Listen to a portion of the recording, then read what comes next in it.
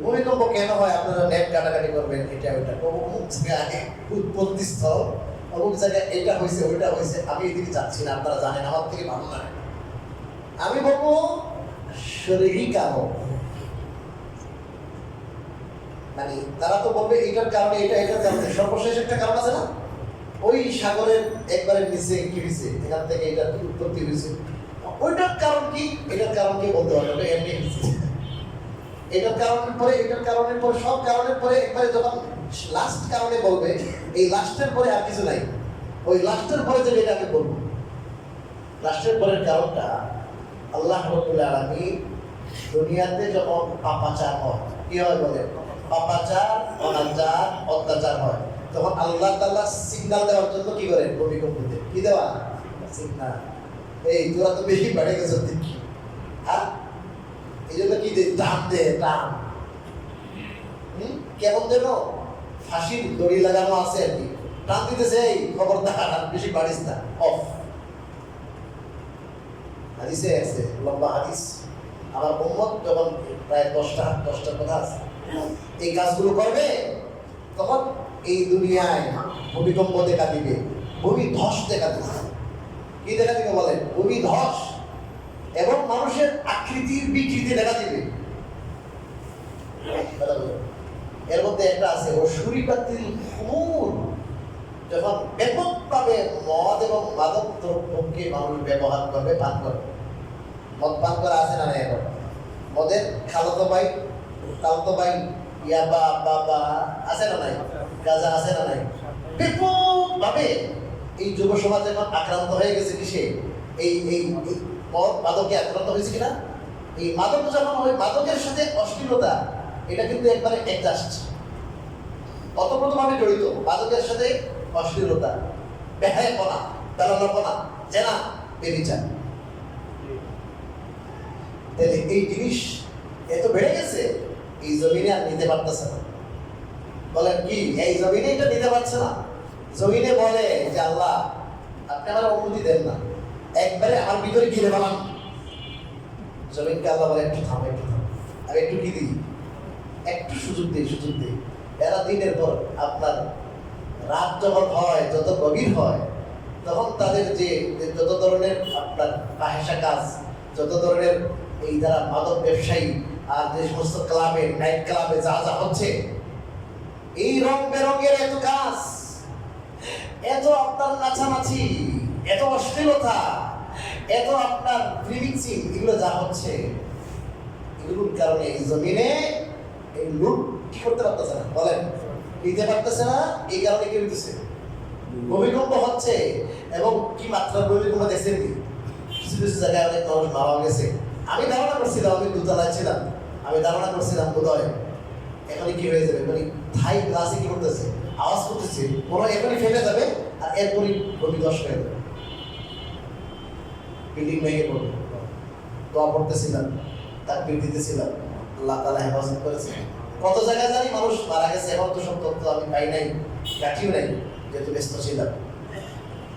এটা আমাদের জন্য গ্রিন সিগন্যাল নয়, রেড সিগন্যাল। কি রেড, রেড। অপকর্ম থেকে বাঁচতে হবে, এই নামাজে আসতে হবে। মনে আসেনি ফজরের সময় হয়েছিল, সবাই আসছিল ফজরের নামাজে, জুমাতেও এত কি হয় না, মুসল্লি হয় না। এরপরে কি হয়েছে, আবার আবার সব ভুলে গেছে। ভুললে হবে না, আল্লাহর দরবারে আসতে হবে, মাদক বাদ দিতে হবে। অপরাধ একটা কথা বললাম, এই মাদক, এই মাদকের সাথে জড়িত যত জিনিস আছে, এগুলো বেশি বেড়ে গেছে। অনেকগুলো অপরাধের মধ্যে এটা অন্যতম একটা অপরাধ, অন্যতম একটা দোষ, যে কারণে আল্লাহ রাব্বুল আলামিন বলেন, তাহলে এই জমিন তো আমার, আমার জমিনে আমার গোলামি চলবে, আমার জমিনে আমার ইবাদত চলবে, আমার জমিনে আমার হুকুম হবে।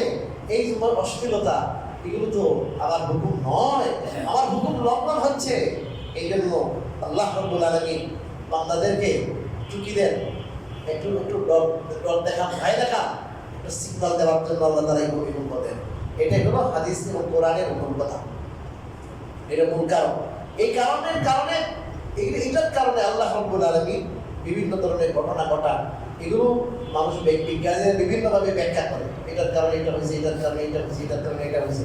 মূল কারণ এটা ওইটার কারণে এই ঘটনাগুলো কি হয় ঘটে আসবাবের দুনিয়ায়। মনে করেন আল্লাহ তাআলা আপনার এখানে বৃষ্টি দেওয়ার ফয়সালা করেছেন, পূর্ব কাফরে কি হবে বৃষ্টি হবে, পূর্ব কাফরে বৃষ্টি হবে, যে এখন ওখানে বঙ্গোপসাগরে এখানে আল্লাহ কি চালু করছে বাতাস, প্রবল বেগে কি বাতাস, ওই বাতাসে কি হয়েছে ওই আপনার বৃষ্টি পানিটাকে হাওয়া করছে ওখানে, এরপরে আপনার ওখান থেকে কি করছে ব্যাগ, ওই ব্যাগটাকে হাঁকাই হাঁকাই আল্লাহ রাব্বুল আলামিন পূর্ব কাফরের উপরে নিয়ে আসছে। ওখানে আল্লাহ তাআলা হুকুমে মিকাইল আলাইহিস সালাম পানি মারছে, ওখান থেকে কি বৃষ্টি হয়েছে। তো অনেকগুলো বাহ্যিক কি আছে কারণ আছে। এই বাহ্যিক কারণের মূল কারণ হলো আল্লাহ চাইছেন যে এই পূর্ব কাফরে কি দেওয়া, এটা হলো মূল কারণ। এটার জন্য আল্লাহ তাআলা তার বিভিন্ন জিনিস কি করছে ব্যবহার করছে। তো আল্লাহ রাব্বুল আলামিন বিভিন্ন জিনিস ব্যবহার করে, আর ওটাকে বিজ্ঞানীরা দেখে খুঁজে বের করে, আমরা দেখি না। আর বিজ্ঞানীরা মনে করে অনেক বড় কিছু আবিষ্কার করে দিচ্ছে, আরে এই আবিষ্কারটি কি হবে, আসল জায়গায় যাও যে কি কারণে এটা হইলো। আল্লাহ তাআলা যখন অসন্তুষ্ট হন তখন এই কারণে হযরত উমর রাদিয়াল্লাহু তাআলার জামানায় একবার ভূমিকম্প হয়েছে, একবারে জমিনে একটা বাড়ি মারছে, এই থামো তুমি, তোমার জরিপে তোমার উপরে কোনো জালেমের কি চলতেছে না, শাসন চলছে না, সাথে সাথে থেমে গেছে। ইতিহাসের কিতাবে লেখা হযরত উমরের দীর্ঘ শাসন আমলে দ্বিতীয়বার আর কি হয় না, ভূমিকম্প হয় না, জমিটা অর্ডার করছে, এই কি হয়েছে তোর উপর তো পুরো জুলুম চলতেছে, জমির সাথে সাথে থেমে গেছে।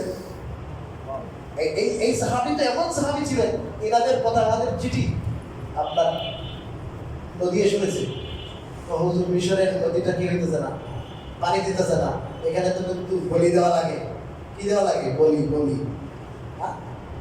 এখানে অবিবাহিত মেয়েকে কি দেওয়া লাগে বলি দেওয়া লাগে, বুঝলেন না।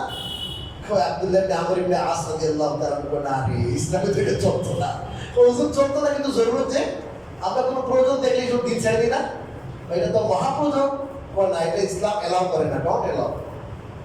পাঠাইছে চিঠি উমর রাদিয়াল্লাহু তাআলা, কি করার মানুষ পানি ছাড়া বাঁচবে না, উনি উমর রাদিয়াল্লাহু তাআলা লেখছেন চিঠি, কি লিখছে চিঠি লিখছে কার কাছে, মানুষের কাছে না, এই নদীর কাছে। নদী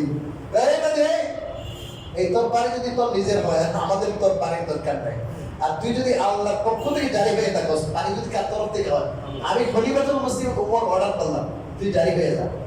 এটা যখন কি করছে, সব মানুষের একটা কৌতূহল ছিল, কি রে এখানে কি শুনছি, একটা কি আইছে, হ্যাঁ মদিনা থেকে কি আসছে, একটা চিঠি আসছে কোনো মানুষের কাছে না, কার কাছে, নদীর কাছে। এটা কি এরা নাকি এমন জাতি, এদের কথা নাকি কেউ শুনে, নদীও শুনে, দেখি কি কি নদী কেমন শুনে, সবাই ভিড় জমাইছে, এটা সব ফালাইছে, বানানোর সাথে সাথে কি পানি জারি হয়ে গেছে, কিছুক্ষণের ভিতরে মুখে একবার ভরে গেছে, মুখা ভরে গেছে, লেভেল হয়ে গেছে। সাহাবায়ে কেরাম এমন ছিল, এদের নামাজ এমন ছিল, এদের শাসন এমন ছিল।